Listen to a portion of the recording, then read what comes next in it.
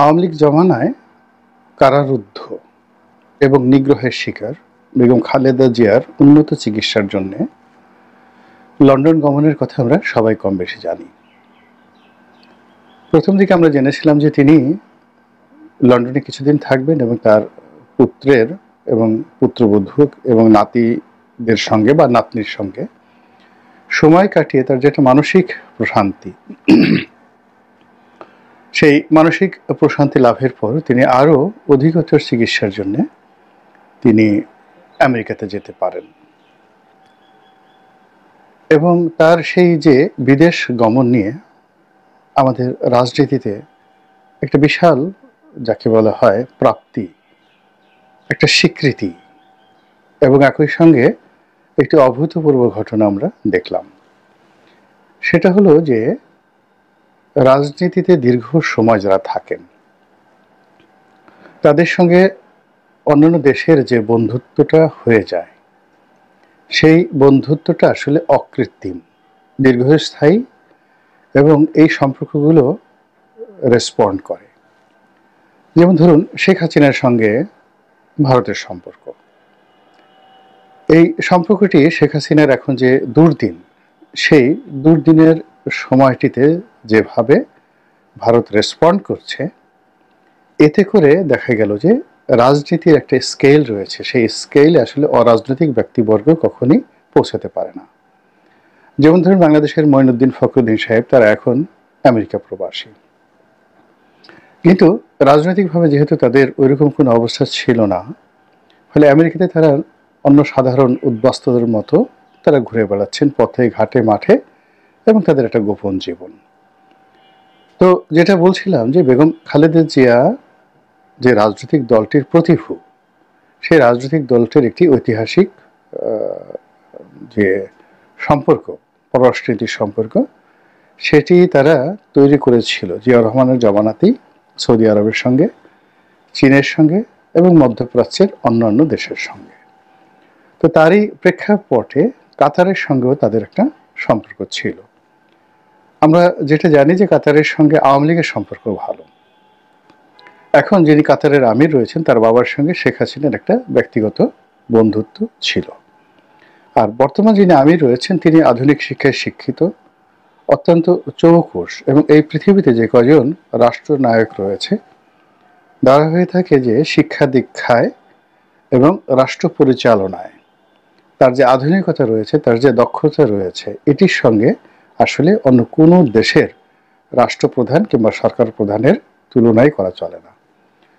তো বেগম খালেদা জিয়া যখন ইংল্যান্ডে যাবেন, তখন হঠাৎ করে আমরা যখন জানলাম যে কাতারের আমির তার যে রাজকীয় বিমানবহর রয়েছে, সেই বিমানবহর থেকে একটি এয়ার অ্যাম্বুলেন্স সেটি তিনি দেবেন সৌজন্যতার নিদর্শন স্বরূপ, বন্ধুত্বের নিদর্শন স্বরূপ এবং বেগম খালেদা জিয়ার সম্মান এবং মর্যাদার স্বীকৃত স্বরূপ। এবং এটি যখন এলো, তখন যারা বেগম জিয়াকে তুচ্ছ করতেন, তাচ্ছিল্য করতেন, বিশেষ করে আওয়ামী লীগের যারা লোকজন, তারা রীতিমতো টাসকি খেয়ে গেলেন এবং তাদের একটা অন্তর্জ্বালা শুরু হয়ে গেল। না পারেন তারা বলতে, না পারেন তারা সহ্য করতে। একইভাবে ডক্টর মোহাম্মদ ইউনূস, তিনি রাষ্ট্র ক্ষমতা আছেন, তার মধ্যে এক ধরনের কেমন কিন্তু কিন্তু ভাব, বা এটা কি হলো, এটা না হলেও তো পারতো, আমি এত বড় নোবেল লরিয়েট, তো আমার জন্য তো এভাবে আসলে ওরকম কিছু হচ্ছে না। এর মধ্যে আমরা দেখলাম যে তিনি চীনে যাবেন এবং প্রচার করা হলো চীনের সরকার তাকে একটা চার্টার্ড প্লেনে করে, সরকারের একটা বিশেষ বিমানে করে নেওয়া হবে। সেটা সামরিক বিমান হতে পারে, চীনের প্রেসিডেন্টের স্পেশাল বিমান হতে পারে, অথবা তাদের যে সকল বহরে কতগুলো বসানো থাকে বিমান, পৃথিবীর ভিভিআইপিদেরকে আনা নেওয়ার জন্য। তো এরকম কোনো বিমান হয়তো পাঠানো হবে, কিন্তু পরবর্তীতে দেখা গেল যে না, তাদের যে কমার্শিয়াল প্লেনগুলো রয়েছে ওইরকম একটি বিমান ডক্টর মোহাম্মদ ইউনূসের জন্য পাঠানো হলো, কিন্তু আসার সময় তো নিয়ে আবার সেই বিমানে করে না এসে কীভাবে যেন আসলেন। এনিওয়ে, কিন্তু এই যে বেগম জিয়ার সঙ্গে ডক্টর ইউনূসের যে একটা ভাইব, এই ভাইবটা তৈরি করার যে চেষ্টা করল, সেখানে অন্তর্বর্তীকালীন সরকার বেগম জিয়ার যে আন্তর্জাতিকতা, সে আন্তর্জাতিকতার কাছে রীতিমতো ধরা খেলেন। তিনি ইংল্যান্ডে গেলেন, তার চিকিৎসা হলো, এবং তার চিকিৎসাতে যেটা আমি অনুমান করি সেটা হলো যে তার বেশিরভাগ যে রোগ এবং বালাই এটি শরীরের সঙ্গে বসে গিয়েছে, এবং ওগুলো পরিচর্যা করতে হবে, নিয়মিত তদারক করতে হবে, নিয়মিত মেডিসিন খেতে হবে। যেমন তার আর্থাইটিস, বাতের রোগ, এটাই তার মূলত রোগ। তো লন্ডনে যে সকল চিকিৎসা করা হয়েছে, যা কিছু করা হয়েছে, তাতে ওরকমভাবে একেবারে আহামরি মেজর কোনো রোগ, যেই রোগে তাকে কাবু করতে পারে, কিংবা যেই রোগে কোনো অপারেশন দরকার বা যেই রোগের ইমিডিয়েট কোনো চিকিৎসা করা দরকার, ওইরকম কোনো রোগবালাই তার মধ্যে পাওয়া যায়নি। ফলে কি হলো, তাকে আর ওই আমেরিকাতে যাওয়ার যে প্রয়োজনীয়তা, ওটা আর দেখা দিল না। তিনি হাসপাতাল থেকে বাসায় চলে এলেন, এবং এই যে হাসপাতাল থেকে বাসায় চলে আসার পর তার মধ্যে র্যাডিক্যাল কতগুলো পরিবর্তন দেখা গেল। তিনি আত্মবিশ্বাস ফিরে পেলেন, এবং তার ভিতর রোগ বালাই নেই। তিনি আবার সুস্থ হতে পারেন বা পারবেন, রাজনীতি করতে পারবেন, রাষ্ট্র ক্ষমতা পরিচালনা করতে পারবেন, দলের নেতৃত্ব দিতে পারবেন। এই বিষয়গুলো তার রক্তের মধ্যে একটা শিহরণ খেলে যেতে লাগলো। ফলে খুব অল্প কয়েকদিন পরে দেখলাম যে বিএনপির একটি অনুষ্ঠানে তিনি যে বক্তব্য দিলেন, এবং সেখানে নেতাকর্মীদের সাথে তিনি যখন বক্তব্য দিচ্ছিলেন, তারেক রহমান সাহেব পিছনে দাঁড়িয়েছিলেন, ডক্টর জাহিদও পিছনে দাঁড়িয়েছিলেন, এবং তিনি যে বসা অবস্থায় বক্তব্য দিয়েছেন, তাকে যথেষ্ট মার্জিত, উজ্জ্বল, যথেষ্ট শক্তিশালী এবং অনেক গোছানো, এবং তার যে দীপ্তিময় যে চেহারা, তার চেহারার যে স্বাভাবিক সৌন্দর্য, মানুষ বয়স্ক হলে সাধারণত চেহারা বিকৃত হয়ে যায়, ভীষণ রকম বিকৃত হয়ে যায়। কিন্তু কিছু কিছু মানুষের বয়স হওয়ার পরে তার বয়সের গাম্ভীর্যের কারণে তার চেহারার মধ্যে এক ধরনের সম্মানের এবং মর্যাদার মাধুর্যময়তা ফুটে ওঠে, যেটি বেগম জিয়ার যে লন্ডনে বসে তিনি যে ভার্চুয়াল বৈঠকটি করলেন, তার মধ্যে সেটা ফুটে উঠল। এবং তিনি সেখানে যে বক্তব্য দিলেন, লিখিত বক্তব্য, কিন্তু অত্যন্ত পরিশীলিত, কোনো রাগ নাই, ক্ষোভ নাই, ক্রোধ নাই, শান্ত, ধীর এবং স্থির।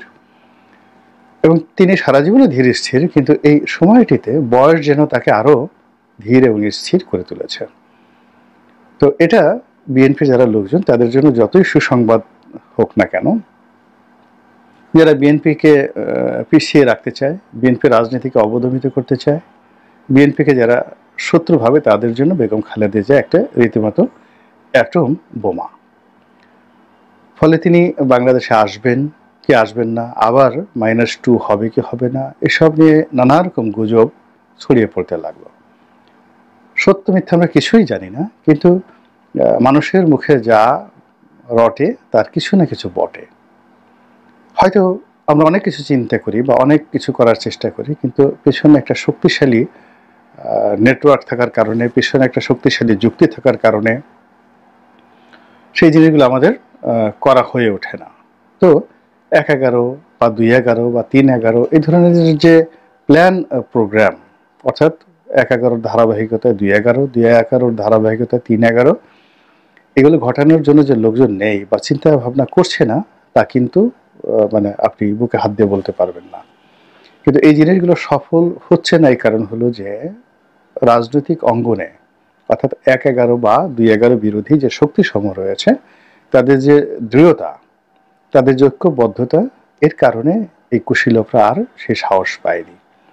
তো যাই হোক, বেগম খালেদা জিয়া আসবেন কবে, তারপরে তারেক জিয়া আসবেন কবে, এগুলো নিয়ে যখন কথাবার্তা হচ্ছে, সন্দেহ বাড়ছে, গুজব বাড়ছে, ঠিক সেই সময়টাতে আমরা জানলাম যে বেগম খালেদা জিয়া বাংলাদেশে আসছে। সাংগতিক কারণে আমরা আগে জেনেছিলাম যে কাতারের আমিরের সেই এয়ার অ্যাম্বুলেন্সে আসবেন, কিন্তু পরবর্তীতে দেখা গেল যে না, সেটা না, তিনি বিমানের একটা রেগুলার ফ্লাইটে আসবেন। এবং এখানে তাকে অনেকে রীতিমতো মিসকিন বানানোর চেষ্টা করলেন, আবার অনেকে সেই মিসকিনের মধ্যে তাকে গৌরবান্বিত বানানোর চেষ্টা করলেন। লন্ডন থেকে যে বিমানের রেগুলার যে ফ্লাইট আসে, তো সেই ফ্লাইটটি সিলেট হয়ে আসে। তো বিমানের পক্ষ থেকে নাকি প্রস্তাব দেওয়া হয়েছিল যে ম্যাডাম আপনার সৌজন্যে এই ফ্লাইটটি ঢাকাতে ল্যান্ড করানো হবে, তারপরে সিলেট যাবে। তো বেগম যে এই প্রস্তাব নাকচ করে বলেছেন যে না, এতগুলো যাত্রী, তাদেরকে কষ্ট দেওয়ার দরকার নেই। এরপর তিনি বলেছেন যে আমি সিলেটেই অবতরণ করব এবং সেখান থেকে ঢাকা আসবো অ্যাজ ইউজুয়াল। তো এগুলো নিয়ে অনেক কথা হচ্ছে, অনেক বার্তা হচ্ছে। ঠিক এই সময়টিতে আবার নতুন করে আমরা জানলাম যে না, তিনি বিমানের ফ্লাইটে আসছেন না, তিনি কাতারের আমিরের ফ্লাইটে আসছেন, অর্থাৎ তার দেওয়া যে উপহার এয়ার অ্যাম্বুলেন্স সেটাতে করিয়ে আসছেন। আপনারা জানেন যে কিছুদিন আগে আমাদের প্রধান উপদেষ্টা কাতারে গিয়েছিলেন, সেখানকার প্রধানমন্ত্রীর সঙ্গে বৈঠক হয়েছে, কিন্তু কাতারের আমিরের সঙ্গে তার কোনো বৈঠক হয়নি।